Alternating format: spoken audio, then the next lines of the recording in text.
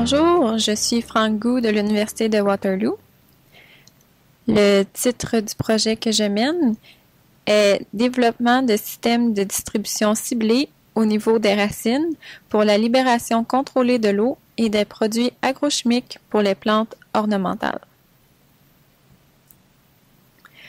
Je me suis déjà présentée, mais voici les membres de l'équipe de recherche. Drew Davidson, étudiant gradué de l'Université de Waterloo. Mohit Verma, étudiant gradué de l'Université de Waterloo. Alison Chang, stagiaire, Université de Waterloo. Et Arish Karishkumar, stagiaire, Université de Waterloo. L'objectif principal du projet est de développer des systèmes qui peuvent libérer sur demande la libération contrôlée de l'eau et des éléments nutritifs pour maintenir la qualité des plantes ornementales. L'idée est plutôt simple. Nous pouvons optimiser la conception d'un dispositif que nous avions dans un projet de recherche antérieur afin de l'appliquer aux cultures ornementales et de gazon en plaques. Nous pourrons ainsi réduire les éléments nutritifs, les engrais apportés, et ce sans nuire à la santé des végétaux. De plus, le gel servira de réserve pour libérer l'eau sur demande. Dans notre étude antérieure, nous avons prouvé que nous pouvons réduire considérablement les demandes en eau et éléments nutritifs pour les productions en serre telles que la laitue, les piments et les tomates. Nous voulons utiliser cette technologie pour les producteurs de plantes ornementales et autres utilisations connexes. Les objectifs spécifiques sont d'optimiser la méthodologie pour mettre en place le dispositif de distribution, que nous appelons RTDV, Route Target Delivery Vehicle. Nous voulons savoir comment optimiser les systèmes de distribution qui dépendent des différents mélanges de terreaux des producteurs. Nous travaillerons sur la grosseur, la capacité de rétention de l'eau et des quantités d'engrais nécessaires pour chacune des utilisations possibles.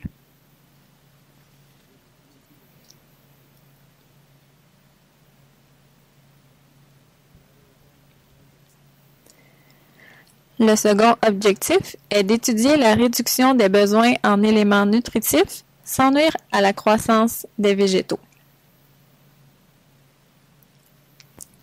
Le troisième objectif est d'étudier comment le système de distribution se dégrade selon les conditions du sol pour que, lorsque la distribution est terminée, le système se désintègre et soit absorbé par le sol plutôt que de devenir une composante permanente du substrat.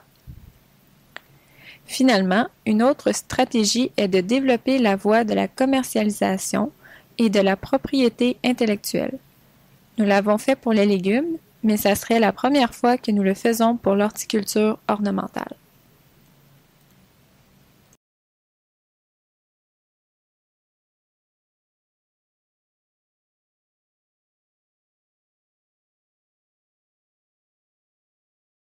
En ce qui concerne les livrables, pouvons-nous réduire les besoins en eau et en éléments nutritifs, et ce, à quel niveau? Le premier livrable est que nous nous attendons à ce que la technologie RTDV libérera l'eau et l'engrais sur demande. Nous espérons des réductions de l'ordre de 50% pour l'eau et l'engrais, et ce sans affecter la croissance et la santé des végétaux. L'objectif de 50% provient de recherches antérieures sur les poivrons et les tomates. Nous avons donc fixé ce 50% comme notre référence. Ce pourcentage a été validé par une pépinière avec qui nous travaillons. La seconde partie est de démontrer que nous pouvons maximiser l'efficacité de son utilisation. Nous voulons démontrer que le système racinaire soit en contact étroit avec le RTDV, ce qui permet de libérer les éléments nutritifs sur demande, ce qui est totalement différent des engrais commercialisés actuellement sur le marché.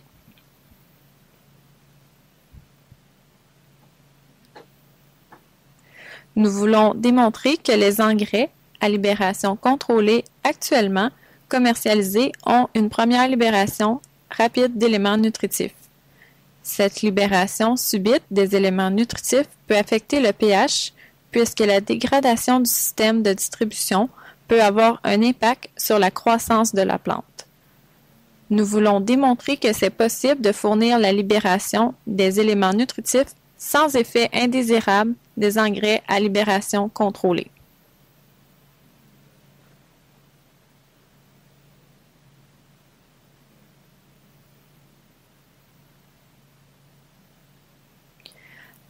Le second livrable est de démontrer que s'il est possible de libérer les engrais et l'eau simultanément, il pourrait être possible d'inclure des produits phytosanitaires comme des fongicides, herbicides, insecticides qui pourraient être libérés à un rythme similaire ou différent des autres composantes. Ceci pourrait réduire l'effet sur l'environnement des surdoses et du lessivage.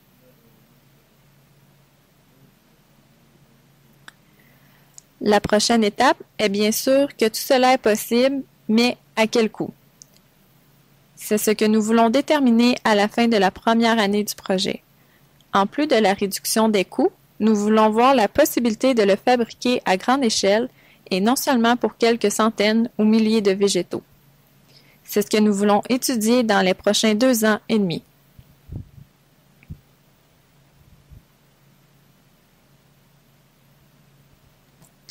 Les objectifs ont été divisés ainsi. L'objectif de l'an 1 est de maîtriser le processus de fabrication. Un de nos défis est que la durée du projet a été substantiellement réduite. Elle est passée de 5 à 3 ans. Avec un projet de 5 ans, il était possible de démontrer l'efficacité sur différentes cultures pendant plusieurs années.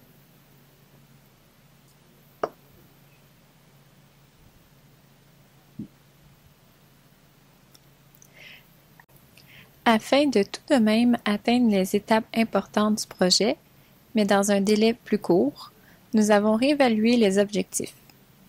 À l'an 1, plutôt que nous concentrer sur l'efficacité de libération de la technologie, nous avons misé sur l'optimisation de son processus de fabrication, ce qui nous permet de tester beaucoup plus de types de végétaux. En maîtrisant ce processus et par une bonne caractérisation, il sera possible d'en générer une grande quantité pour les essais futurs. Il sera également possible de déterminer son prix de revient et l'aspect économique relié à sa fabrication. De même, nous pourrons étudier sa dégradation dans le sol et sa durée de vie d'entreposage pour qu'il puisse être utilisable tout l'été à l'été suivant, en plus d'étudier des façons de prolonger cette durée de vie.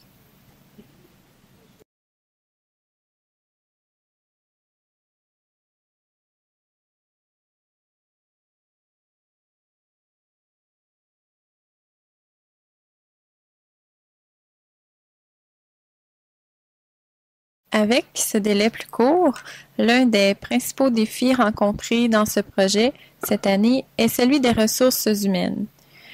Initialement, 2 étudiants ayant complété leur doctorat devaient travailler sur le projet. À cause du délai dans le démarrage du projet, un des étudiants n'était plus disponible car il avait déjà gradué. Le second étudiant, qui avait été entraîné par le premier, a dû malheureusement prendre un congé de maladie, ce qui a rendu la situation difficile.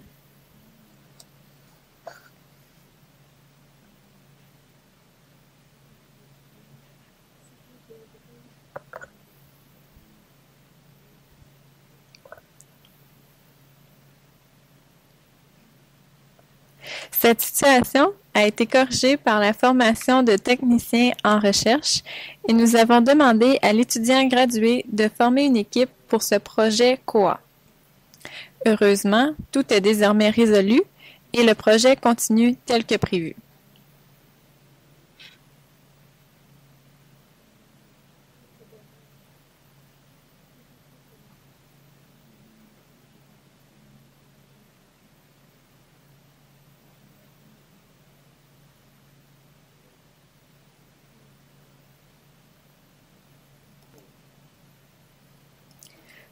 Planification de l'an 1.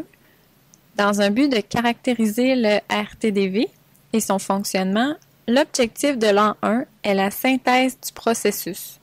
Par la suite, nous ferons des essais et des parcelles. Enfin, nous raffinerons l'efficacité du processus de fabrication du gel.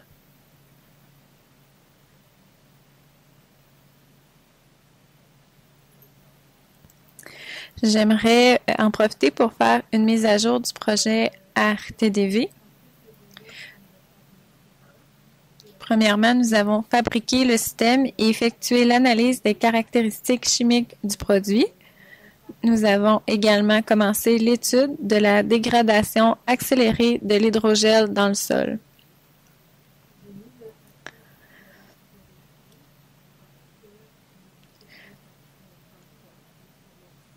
Deuxièmement, toutes les étapes du processus de production sont maintenant connues. Nous sommes passés d'une production par lot à une production en continu. La production par lot avait le désavantage de demander beaucoup de main-d'œuvre et d'avoir une certaine variabilité de la qualité du produit d'un lot à l'autre. Ce gain d'efficacité nous permettra d'avoir suffisamment d'hydrogel pour une longue période afin de débuter les essais de l'an 2.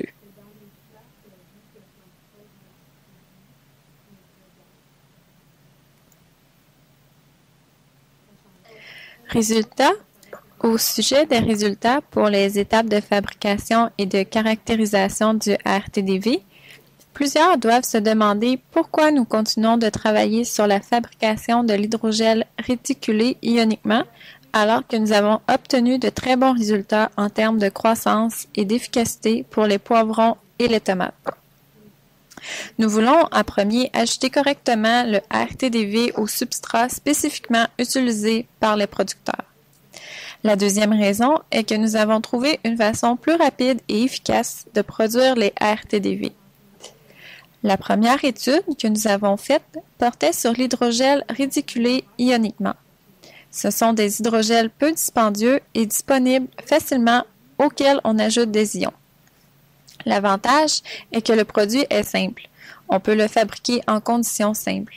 De plus, la sécurité et l'efficacité du processus ont été déjà prouvés.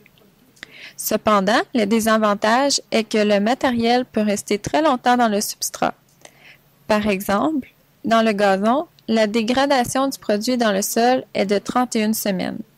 L'hydrogel peut donc être rechargé en eau une fois par semaine sans affecter la croissance des plantes, ce qui représente 3 mois, soit un quart d'année. Les besoins sont différents en production ornementale. Afin de répondre à ces besoins spécifiques, nous avons changé la composition chimique de l'hydrogel. Au lieu d'utiliser un hydrogel réticulé ioniquement, qui est un procédé physique, nous utilisons désormais un hydrogel réticulé par un procédé chimique. Nous travaillons donc maintenant avec un hydrogel beaucoup plus résistant à la dégradation. Il a la même capacité de charge et de performance, mais sa durée sera beaucoup plus longue que 31 semaines. Les évaluations de dégradation sont présentement en cours. Les résultats préliminaires nous indiquent qu'il peut durer au moins 1 an. Cette diapositive résume les travaux que nous avons faits sur les hydrogels réticulés ioniquement. Je vais passer rapidement sur cette diapositive car des améliorations y sont constamment apportées. Voici les résultats obtenus pour 2 productions, le blé et les poivrons.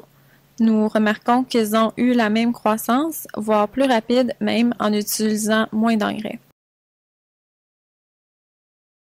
Nous avons changé pour un hydrogel réticulé obtenu par un procédé chimique. Voici un glutáraldéhyde. C'est un hydrogel très utilisé dans le milieu médical et industriel. La technologie est donc éprouvée. C'est un hydrogel qui peut être utilisé à long terme. Les défis que nous avons sont que certains liants chimiques de l'hydrogel peuvent être toxiques pour la croissance des plantes ou la germination des semis. Pour contrer cet effet, nous devons nous assurer qu'il ne reste aucun liant chimique ni résidu à la fin du processus. Ce défi nous a demandé beaucoup d'efforts de recherche l'an passé pour arriver à traiter ces réactions chimiques de manière à ce que le produit performe, que le gel reste un gel, mais sans aucun produit toxique à l'intérieur.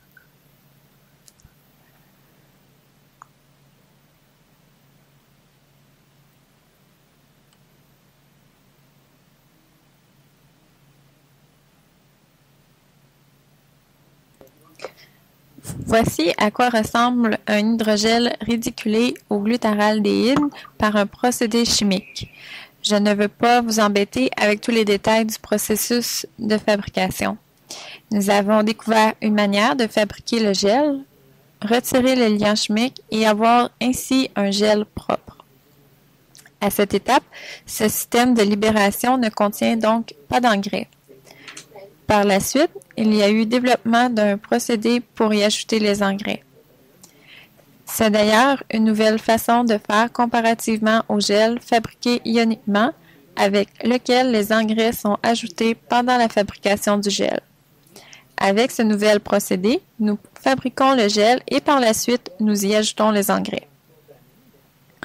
Ceci permet deux avantages. Le premier est qu'à la fin du processus, il ne reste aucun résidu chimique dans l'hydrogel pouvant interférer avec l'ajout des engrais chimiques, ce qui pourrait causer différentes réactions et qui n'est pas souhaitable. Nous avons donc trouvé une façon de fabriquer le gel et retirer le liant chimique et éviter les interactions entre ce dernier et les engrais. Le second avantage est qu'il permet de répondre aux besoins spécifiques de chaque plante. Certaines demandent des niveaux élevés d'un élément nutritif en particulier, mais pas d'un autre, et d'autres plantes peuvent avoir d'autres types de besoins. Si le système ne peut fournir qu'un type d'engrais, ce n'est pas très intéressant pour les producteurs. Avec cette nouvelle approche, il est possible d'ajouter ou retirer spécifiquement certains éléments nutritifs selon les besoins spécifiques de chaque producteur.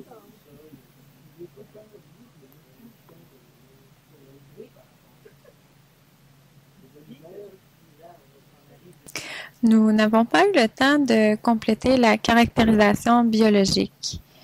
Nous avons procédé à un essai rapide pour nous assurer qu'il n'y avait pas de résidus toxiques pouvant affecter la culture. Nous avons utilisé une plante avec laquelle nous avons déjà travaillé, le canola, qui a déjà été utilisé dans des essais précédents. Certains traitements avaient de l'hydrogel avec éléments nutritifs comparés à des traitements avec une formulation d'engrais commercial. Cet essai n'avait pas pour but de mesurer la performance ni le taux de croissance des plantes ayant reçu le traitement avec l'hydrogel. Nous voulions plutôt démontrer la capacité de l'hydrogel à libérer de petites quantités d'eau et d'éléments nutritifs. Vous allez vous interroger sur la faible performance de l'engrais commercial. La réponse est dans le type de substrat que nous avons utilisé. Nous avons spécifiquement choisi un substrat très poreux. Une grande porosité a pour effet d'éliminer rapidement les éléments nutritifs qui sont relâchés. Étant donné que les engrais commerciaux libèrent spontanément une grande quantité d'éléments nutritifs dans la solution du sol, ceux-ci sont faiblement retenus dans un substrat poreux, ce qui compromet la santé des plants. Nous avons donc bâti cet essai pour démontrer spécifiquement que dans un terreau poreux, s'il n'y a pas d'éléments nutritifs retenus par le substrat, la plante doit être en mesure de survivre sur ses réserves. Cet essai démontre que cette nouvelle forme d'hydrogel libère les éléments nutritifs très lentement plutôt que d'une manière rapide, alors que la plante n'a pas de croissance et que l'excès d'éléments est alors lessivé. De plus, l'hydrogel libère l'engrais selon le rythme de croissance des racines. Cet essai n'était donc pas pour comparer les niveaux de croissance des plantes, mais pour montrer que l'hydrogel libère les éléments à un rythme plus lent.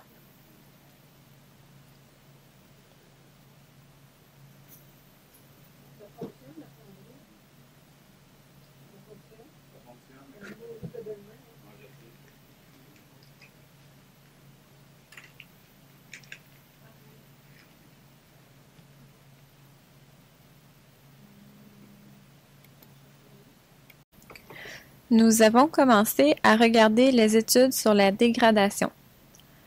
Voici les résultats de l'une des études que nous avons faites sur la dégradation de l'hydrogel dans le sol. Il ne s'agit pas d'une dégradation naturelle, mais d'une dégradation accélérée des hydrates de carbone causée par l'acidification du sol en abaissant le pH. Il ne s'agissait pas ici de mesurer la vitesse de dégradation, mais plutôt de démontrer qu'en modifiant l'environnement dans lequel se trouve l'hydrogel, toutes les composantes chimiques peuvent être libérées plus rapidement. Ne portez pas attention à la courbe sur la vitesse de dégradation.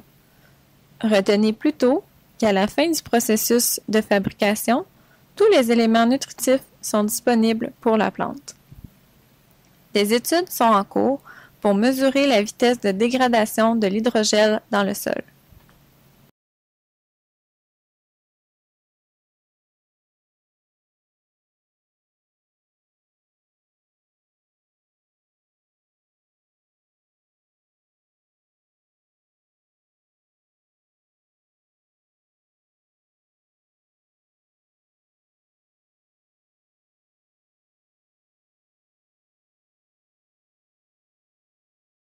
Voici les travaux en cours.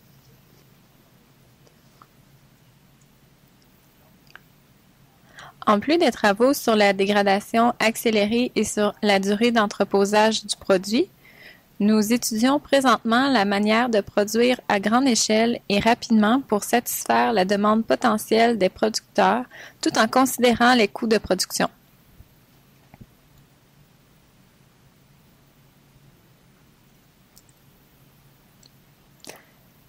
Les conditions affectant la durée de vie du produit en magasin sont aussi à l'étude. Idéalement, l'hydrogel devrait avoir une durée de vie d'entreposage d'au moins 2 ans. Nous étudions comment les facteurs environnementaux, tels la chaleur et l'humidité, affecteront sa dégradation. C'est ce que nous regardons présentement. Pour l'an 2 du projet, lorsque nous aurons fait les études sur la dégradation, nous allons concentrer nos efforts sur les études sur la croissance. Vous êtes les bienvenus à nous suggérer d'autres végétaux qui pourraient être intéressants à ajouter à la liste que nous avons présentée. Au niveau chimique, nous voulons ajouter des produits de phytoprotection à l'hydrogel en plus des engrais de synthèse.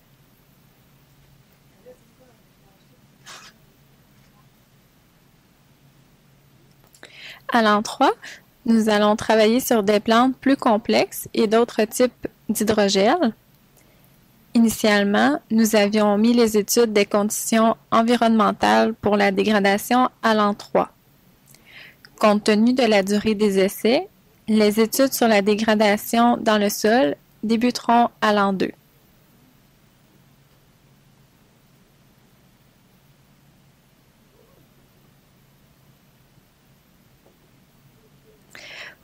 Pour le transfert des connaissances, nous voulons que la technologie soit utilisée par le plus grand nombre de producteurs possible. Pour atteindre cet objectif, nous serons à l'écoute des besoins des producteurs afin d'adapter la technologie à leurs besoins.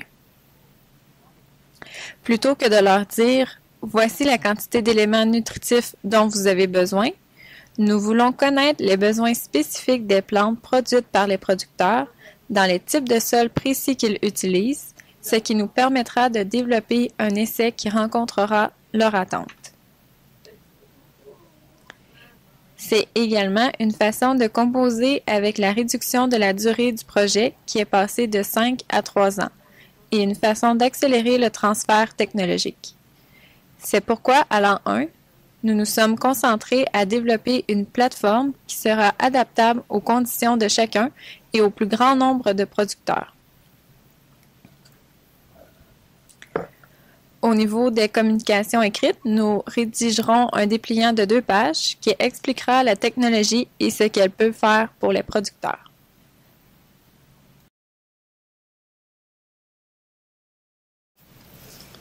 Oui, j'ai 2 questions. Ici Guillaume Grégoire. Premièrement, j'aimerais savoir à quoi va ressembler physiquement le produit lorsqu'il sera distribué. Va-t-il ressembler à un gel? Je pense notamment à un usage pour le gazon en plaques. Comment pourra-t-on l'épandre au champ? Réponse. Il y a deux formes disponibles. Au début, nous utilisions un processus de fabrication par l'eau et le produit final ressemblait à des billes. Nous pensons davantage à utiliser un processus de fabrication en continu.